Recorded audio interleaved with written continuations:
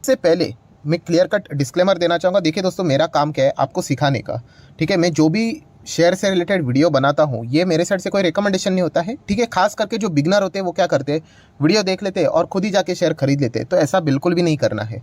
और मैं आपको ये भी कहना चाहूँगा दोस्तों कि इस स्टॉक की हम लोग बात करने वाले हैं ना, इनके ऊपर हम लोग ज़्यादा चीज़ें कवर नहीं करते हैं।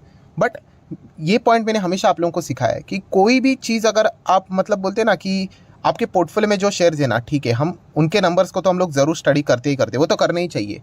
बट इसका अर्थ ये नहीं कि जो बाकी कंपनीज है उनको हम लोग निगलेक्ट ही करें। अगर आप ऐसा करोगे ना, तो बोलते हैं ना, आप एक ही सेक्टर के प्रति या फिर एक ही मतलब बोलते हैं ना, लिमिटेड ही आप लोगों का व्यू रहेगा।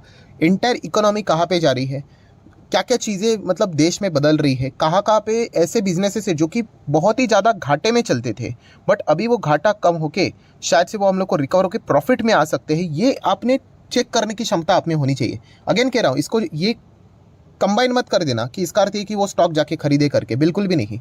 बट ये जब तक आप एक्सपेरिमेंट नहीं करोगे, ट्राई नहीं करोगे, तब तक मतलब बोलते हैं ना, आप नए इसमें जाओगे ही नहीं, आपको नए शेयर्स के बारे में पता ही नहीं चलेगा। एंड इसीलिए जो कि बहुत सारे लोग पूछते भी थे, सर आप हमेशा सिखाते हो कि स्टॉक स्टेज 1 में होता है जब वो फ्लैट होता है, फिर स्टेज 2 में कभी तो रॉकेट की तरह तेजी भागेगा, एंड उसके बाद स्टेज 3 में वो प्रॉफिट बुकिंग भी दिखाएगा। तो ये स्टेज 1 में कैसे आइडेंटिफाई करें, इसके लिए ये बिजनेस को समझना इंपॉर्टेंट होता है, दुनिया में क्या क्या चीज़ें चल रही है उसको देखना इंपॉर्टेंट होता है। एंड ये वाला जो स्टॉक है, ये इसी चीज़ का एक बेस्ट एग्जाम्पल है। तो दोस्तों, कंपनी का थोड़ा सा नेट प्रॉफिट देखिए, इसके पहले का कुछ पहले के नंबर्स का 2800 करोड़ का लॉस माइनस में लिखा हुआ है। देन नेक्स्ट क्वार्टर 1195 करोड़ का लॉस, नेक्स्ट क्वार्टर 627 करोड़ का लॉस, नेक्स्ट क्वार्टर लगभग वापस 1150 1160 करोड़ का लॉस, देन अगेन 3000 करोड़ का लॉस, देन 1400 करोड़ का लॉस। देन कंपनी ने थोड़ा प्रॉफिट दिखाया बहुत समय के बाद, केवल 120 करोड़ का प्रॉफिट, ठीक है। इतने सारे लॉस के बाद प्रॉफिट भी कितना है, बहुत मर के 100 CR के आसपास। देन अगेन कंपनी 1600 करोड़ के लॉस में, देन कंपनी 1000 करोड़ के लॉस में। मतलब अगर हम लोग देखेंगे कंपनी कितने बार लॉस में ही जाती थी, फिर वापस 1500 करोड़ का लॉस। देन अगर हम लोग बात करें, कंपनी ने 1400 करोड़ का प्रॉफिट दिखाया, बट इतिहास गवाह है कि कंपनी प्रॉफिटेबिलिटी को मेंटेन कर पाएगी कि नहीं। देन अगर हम लोग बात करें, इसके आगे आ गया, वापस प्रॉफिट कम हो गया 900 करोड़ के आसपास। मतलब कंपनी ने जितने भी लॉस दिखाए वो दबा के लॉस दिखाया, एंड जब भी प्रॉफिट दिखाया इस कंपनी ने हमेशा मर कर प्रॉफिट दिखाया है। सो क्या इसका अर्थ ये है कि चलो कंपनी घटिया हो गई? नहीं, कुछ सेक्टर ही वैसे है दोस्तों जो कि हम कह सकते हैं कि उनमें बिजनेस करना बहुत टफ है। और अभी मैं इस सेक्टर के बाकी प्लेयर्स भी आप लोगों को दिखा दूंगा, तो ये कंपनी आप बोलोगे अरे ये कंपनी एटलीस्ट जिंदा तो है, बाकी कंपनी की तो हालत प्रॉफिट ही नहीं नजर आएगा आपका, ठीक है। तो इस प्रकार का एनालिसिस आपका होना चाहिए, ठीक है। ये कंपनी इवन दो अगर आपके पोर्टफोलियो में नहीं भी है, फिर भी आपने इनके नंबर्स को स्टडी कीजिए, मैं रिक्वेस्ट जरूर करना चाहूँगा। बिकॉज ये कंपनी का मार्केट कैप अभी 98,000 करोड़ के आसपास देखने को मिल रहा है। शायद से जिस प्रकार के नंबर है, कोई हिचकिचाहट तो होनी नहीं चाहिए, बाजार ने अच्छी खासी तेजी दिखानी चाहिए। 1 लाख करोड़ का मार्केट कैप कल के दिन शायद से यहाँ पे हो भी सकता है। सो एक कंपनी कौन सी है? तो दोस्तों कंपनी का नाम है इंटरग्लोब एविएशन इंडिगो। यस दोस्तों, इंडिगो की अगर हम लोग यहाँ पे बात करें, अभी एयरलाइन कंपनी, एयरलाइन बिजनेस आपको पता ही है, यूजुअली हम लोग इग्नोर ही करते हैं। बट जैसे मैंने कहा, इग्नोर करोगे चलेगा, बट स्टडी पर्पस के लिए इग्नोर करेगा तो नहीं चलेगा दोस्तों।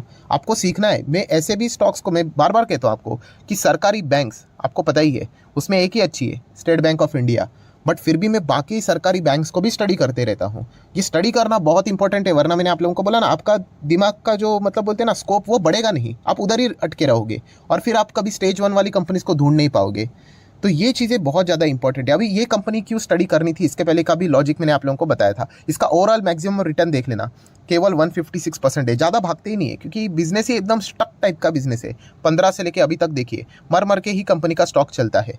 बट फिर भी ये कंपनी को हम लोग क्यों स्टडी कर रहे हैं? यस, क्योंकि अभी बीच में मैंने रिपोर्ट भी दिखाई थी कि कैसे हमारा डायरेक्ट टैक्स का कलेक्शन बढ़ते जा रहा है, कैसे हमारा इनडायरेक्ट टैक्स का कलेक्शन मतलब जीएसटी कलेक्शन बढ़ते जा रहा है। एक आम आदमी जो पहले रेलवे से ट्रैवल किया करता था, वो अभी फ्लाइट से ट्रैवल करते हुए देखने को मिल रहा है। ये बातें जानकर ही राकेश झुनझुनवाला जी ने अकाशा एयरलाइन की भी शुरुआत यहाँ पे की थी, कि उनको पता है कि जो भी डेवलपिंग कंट्री होती है ना दोस्तों, एंड वो डेवलप बनने का कोशिश करती है, ठीक है, तो उसमें ये चीज़ें हम लोग को बढ़ती हुई देखने को मिलती है। क्योंकि जो देश हम लोग को पहले डेवलपिंग से डेवलप में गए, तो उनमें ये चीज़ें पाई गई थी कि कैसे यहाँ पे लोग जो ट्रैवलिंग पर्पस के हिसाब से अगर हम लोग बात करें तो कैसे वो फ्लाइट्स का इस्तेमाल ज़्यादा करके ठीक है, क्योंकि वहाँ पे बिजनेस नेचर भी बढ़ते हुए देखने को मिल जाता है। एंड बिजनेस नेचर की अगर हम लोग बात करें, आपको पता ही है, अगर आप ट्रैवलिंग करोगे बिजनेस पर्पस के लिए तो आप उसका एक्सपेंस भी क्लेम कर सकते हो। तो ये चीज़ों के चलते फ्लाइट वाली जो कंपनी है ये हमारे रडार के ऊपर स्टडी पर्पस के लिए होनी चाहिए। ये ऑलरेडी मैं इसके ऊपर वीडियो बना के रख चुका था, कोई रिकमेंडेशन वाली बात यहाँ पे नहीं थी। एंड अभी इंडिगो के नंबर्स भी आप देख सकते हो। इसी चीज़ के चलते मैं इंतजार कर रहा था कि कभी ना कभी, आज ये क्वार्टर में नहीं तो नेक्स्ट क्वार्टर में, ये नहीं तो उसके नेक्स्ट क्वार्टर में, कि इतने अच्छे नंबर्स आएंगे करके ये एक्सपेक्टेशन में यहाँ पे कर रहा था। सो फाइनली वो नंबर अभी हम लोग को देखने को मिले हैं। सो इतना पूरा रामायण तो मैंने आप लोगों के सामने यहाँ पे सुना दिया है, बट कंपनी के नंबर्स की बात तो मैंने अभी तक की नहीं। तो चलिए कंपनी के नंबर के ऊपर भी आ जाते हैं। तो ठीक है दोस्तों, अभी आप देख सकते हैं, देखिए इंडिगो के मैंने नंबर्स ओपन यहाँ पे किए हैं। सबसे पहले आप सीक्वेंस देख सकते हो, जून, मार्च एंड उसके बाद वापस जून। तो आप देख सकते हो टोटल इनकम देखिए कंपनी का कितना है, 171। थोड़ा मैं शॉर्ट फॉर्म में लिख लेता हूँ। लास्ट टाइम कितना था, 146, और उसके पहले 130।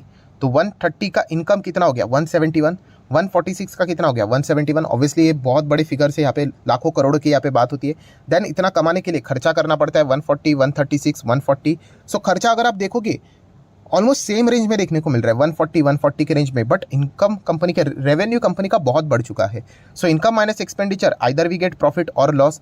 तो आप देख सकते हो कि कंपनी का इस वक्त का प्रॉफिट कितना है। अगर मैं इसको पूरे इसमें लिख दूँ तो 3090 करोड़ ये हम लोग को कंपनी का प्रॉफिट देखने को मिल रहा है।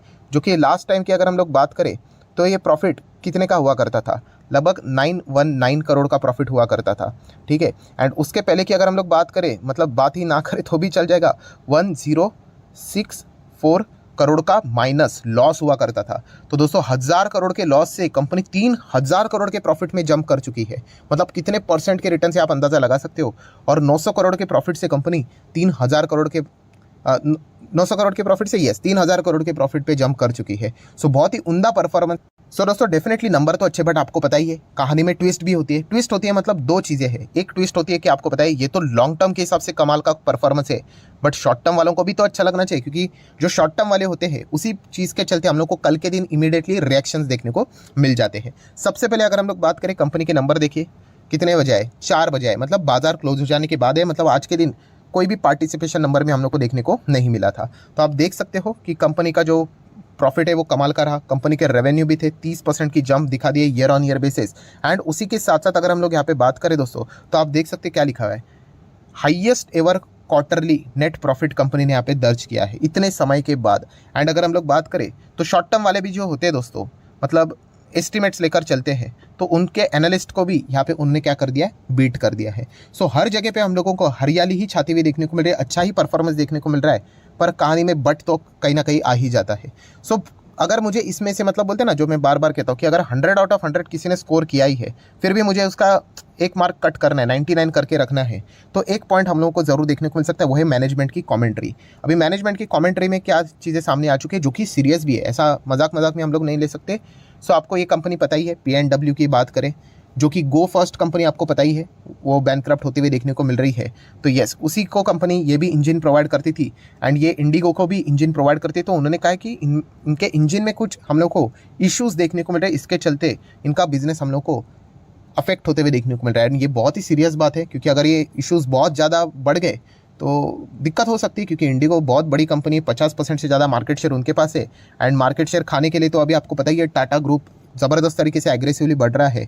तो ये एक सीरियस कंसर्न है जिसको आप फोकस में रख सकते हो। बट मैनेजमेंट ने ये भी कहा है कि इंडिगो बहुत अच्छी तरीके से कॉन्फिडेंट है कि आने वाले समय में जो ग्रोथ उन्होंने यहाँ पे रखी हुई है वो उसको यहाँ पे मीट कर सकता है करके। सो ये वाला एक ऐसा पॉइंट है दोस्तों, जिसके चलते हम कह सकते हैं कि कल के दिन अगर मान लीजिए अगर तेज़ी आ भी जाती है करके, हम लोग इसके ऊपर बेट नहीं लगाते, बट जितना भी होगा परफॉर्मेंस उसमें लगभग 1% कम रहेगा, जस्ट बिकॉज ऑफ ये वाला जो पॉइंट उन्होंने बोला है ना, कि ये जो इंजन में हम लोग को इश्यूज़ देखने को मिल रहे हैं इस कंपनी के चलते, ये एक पॉइंट ज़रूर इनके, मतलब बोलते हैं ना, सरदर्द वाला पॉइंट हम लोग को देखने को यहाँ पे मिल सकता है। तो कुल मिला के अगर मैं स्टोरी की अगर मैं बात करूँ दोस्तों, तो एयरलाइन कंपनी आप सभी लोगों को पता ही है। वैसे तो हम लोग ज़्यादा इसको ट्रैक नहीं करते, रियल एस्टेट को भी ज़्यादा ट्रैक नहीं करते, वैसे ही ये सेक्टर है। बट इसमें आप देख सकते हो स्पाइस जेट ना के बराबर है, सर्वाइवल के लिए फाइट कर रहा है। जेट एयरवेज तो उड़ ही नहीं रहा है, अभी भी फाइट ही कर रहा है, होगा नहीं होगा। देन बाकी के सारे कंपनीज भी आप देख सकते हो, एयरलाइन वाली तो शांति है।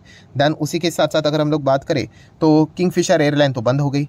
देन गो फर्स्ट की बात करें तो वो भी ढंग से काम यहाँ पे नहीं कर रहा है। सो लिस्टेड एंटिटी में देखा गया तो एक ही कंपनी है, इंटरग्लोब एविएशन। सो अगर किसी को एयरलाइन में ही दाव लगाना है तो उसके पास ये एक ही सिंपल ऑप्शन अवेलेबल है, इंडिगो करके। बट येस, इनका जो बिजनेस रहता है आपको पता ही है, बहुत ज़्यादा खर्चीला रहता है, बहुत ज़्यादा पैसा चाहिए कंपनी को बिजनेस को चलाने के लिए, तभी जाके ये कंपनी अच्छा खासा परफॉर्मेंस दे सकती है। सो साल भर के रिटर्न्स की बात करें 30% के रिटर्न है। बट हम इतना कह सकते हैं कि कंपनी ने ये जो नंबर्स दिखाए हैं, पर्सनली मैं अपने पर्सनल बात यहाँ पे कर रहा हूँ, बहुत अच्छे नंबर्स मुझे देखने को यहाँ पे मिल रहे हैं। ये कोई